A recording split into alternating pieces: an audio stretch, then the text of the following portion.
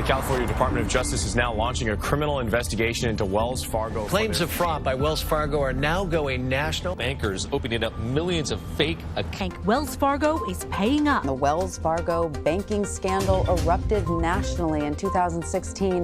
Wells Fargo traded its hard-earned reputation for short-term profits.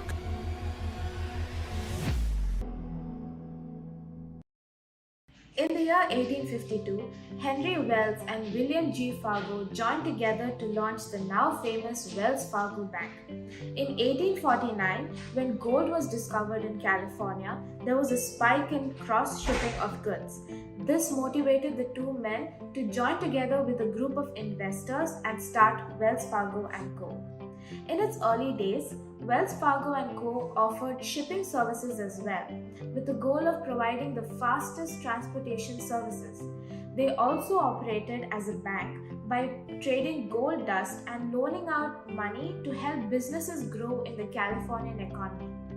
In 1857, Wells Fargo opened up Overland Mail Company. This company provided mail and passenger services. Wells Fargo soon gained trust and was recognized as the leader in Western transportation.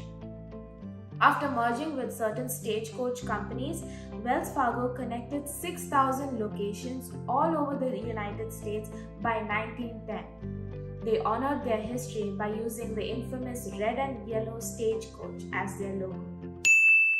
However, after years of developing and growing their business, they faced a few stumbling blocks to their hard-earned reputation. In 2016, a whistleblower came forward and alleged that the employees in Wells Fargo were creating fake accounts in existing customers' names without consent. The whistleblower further claimed that the overwhelming goals set by the senior management put a serious strain on the employees, and their only resort was to engage in this malpractice. I started noticing what I thought were honest mistakes, but then these honest mistakes, became a very clear pattern. Jessinia Witron says she saw strange things happening to customer accounts after she began working at the Wells Fargo branch in St. Helena, California in 2008. So could you explain the Wells Fargo situation from an ethical perspective? Sure. When it comes to ethical problems, Wells Fargo had a toxic workplace culture. The employees were pressurized into committing fraud. The top-level management was basically bullying the employees. The bank customers were clearly treated in an immoral manner as they were used as tools by the bank employees to meet their sales quotas. They were deceived, disrespected, and victimized. A particular disturbing aspect of this scandal is that they may have been aimed at particular vulnerable customers, especially the Mexican nationals, farmers, poor and lower middle class communities. The second problem was the invasion of privacy.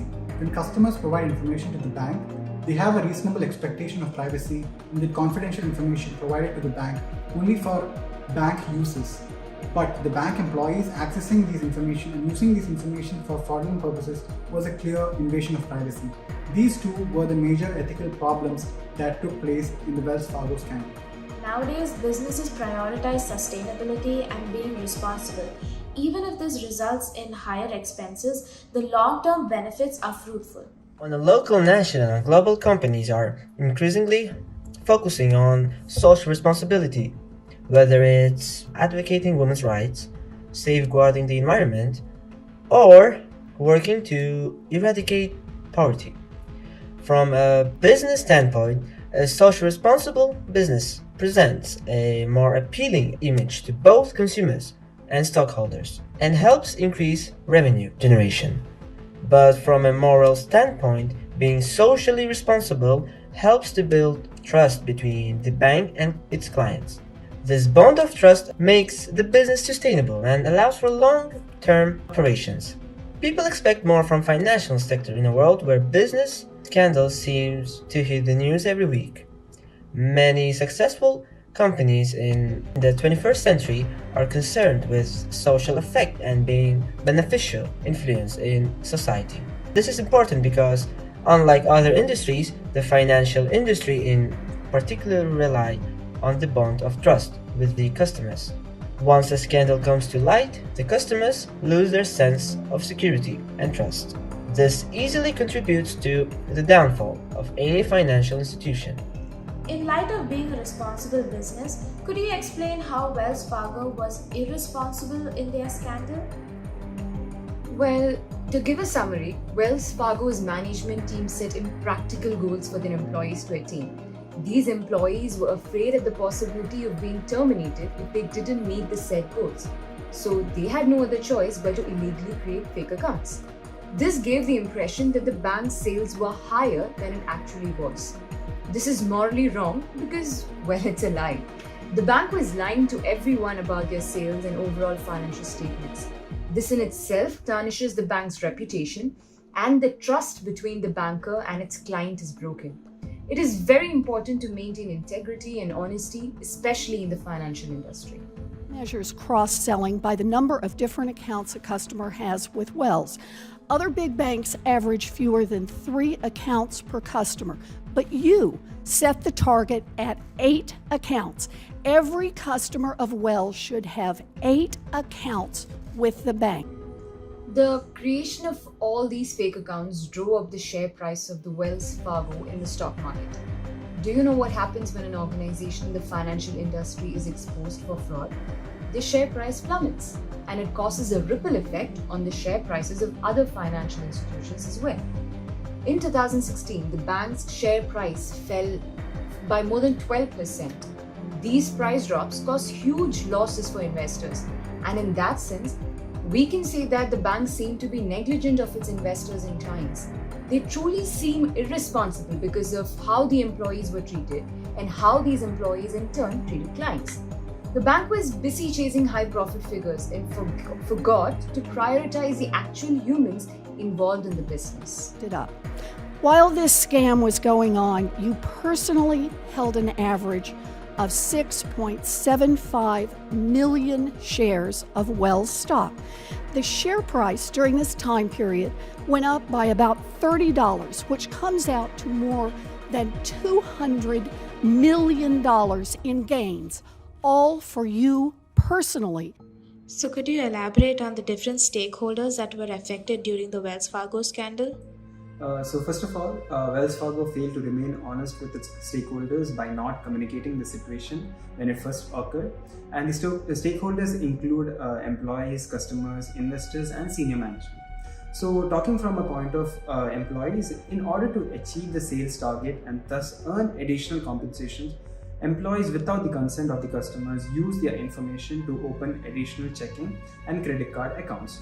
Signatures were often forged on the applications, and the bank used to send unsolicited credit cards to the customers. People ending up with 10 to 15 debit cards that they didn't request. 10 to 15 debit cards? Yes. For one customer? For one customer. Now, from a customer's perspective, the customers are the victims of Wells Fargo scandal. They were directly affected by this scandal. The bank admitted to creating up to 3.5 million bogus accounts and charging consumers for unnecessary mortgage payments and auto insurance. As a result, some Wells Fargo borrowers had their cars seized. Senior management. Due to public anger over the accounting scandal, the CEO chose to leave the bank early in October 2016, concluding a 34-year career.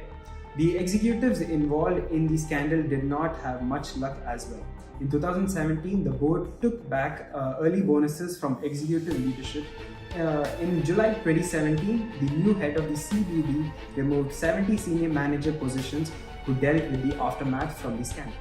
Following this scandal and the trial, Wells Fargo has now put in efforts to help rebuild their reputation.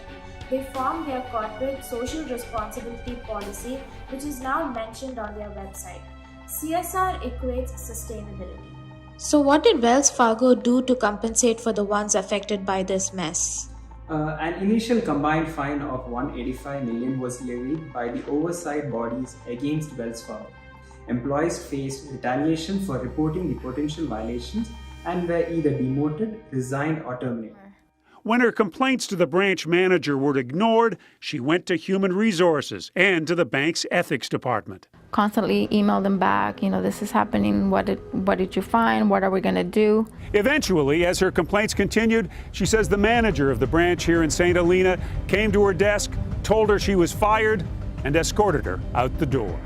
It was revealed that around 5,300 employees involved in the creation of fake accounts were laid off. With John Stumpf resigning as CEO and chairman of Wells Fargo, it was then replaced by Tim Sloan, who had been with the company for many years. In an attempt to salvage their reputation and rebuild the trust of the stakeholders, the bank invested in several campaigns to communicate the crisis and amend their past mistakes.